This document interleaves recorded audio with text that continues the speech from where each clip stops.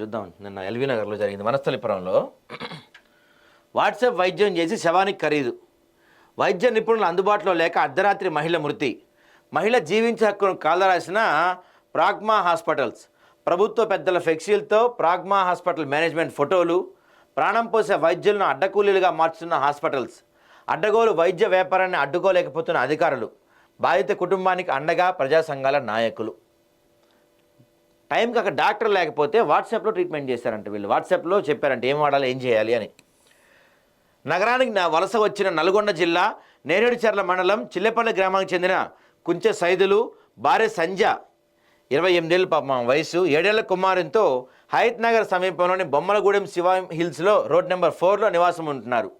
ఈ నెల 3వ తారీఖు సాయంత్రం 4 గంటలకు జ్వరం, తలనొప్పితో తనకు తాముగా నడుచుకుంటూ అడ్మిన్ అయిన సంధ్య 5వ తారీఖు అర్ధరాత్రి ఆదివారం వైద్యులు అందుబాటులో లేక వాట్సాప్ వైద్య సూచనలతో 4 గంటల పాటు నరకయాతనతో ఆమె మృతి చెందారు. హాస్పిటల్లో వాట్సాప్ ద్వారా రోగి ఆరోగ్య పరిస్థితులను వైద్యుల సూచనలతో ట్రీట్మెంట్ చేసి నిరుపేద మహిళ నిండు ప్రాణాలు తీసిన ప్రాగ్మా హాస్పిటల్. భర్త సైదులు మాట్లాడుతూ అందుబాటులో స్పెషలిస్టులు ఉంటే నా భార్య బతికేదంటూ కన్నీరు మున్నయ్యారు. విషయం తెలుసుకున్న వీళ్ళంతా అక్కడికి వెళ్ళి గొడవ చేశారు.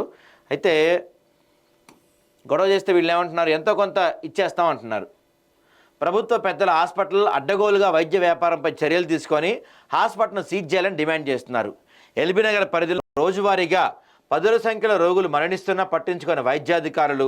అధికారుల అవినీతి మట్టుకు అడ్డు వస్తుందా లేదా రాజకీయ పలుకుబడి అడ్డు వస్తుందా అని ప్రజలు సందేహపడుతున్నట్టు మనకు తెలుస్తుంది. అక్కడ వాట్సాప్లో ట్రీట్మెంట్ చేసి 28 ఏళ్ళు 28 ఏళ్ళు అంటే అమ్మాయి పెద్ద వయసు కాదు. చావుకు కారణమయ్యారు ఈ హాస్పిటల్ యాజమాన్యం. చక్కగా జ్వరం అని చెప్పి నడుచుకుంటూ వెళ్ళిన అమ్మాయిని తిరిగి బాడీగా ఇంటికి పంపించారంటే ఈ హాస్పిటల్ని సీజ్ చేయకుండా ఇంకా ఉంచుతున్నారంటే మరి అక్కడ వైద్యాధికారులు ఎంతెంత తీసుకొని ఉండాలి, వాళ్ళకి ఎంతెంత ఇచ్చి ఉండాలి. గతంలో ఒక మహిళ చనిపోయింది అయినా కూడా సీజ్ చేయలేదంటే ఏంటిది మరి?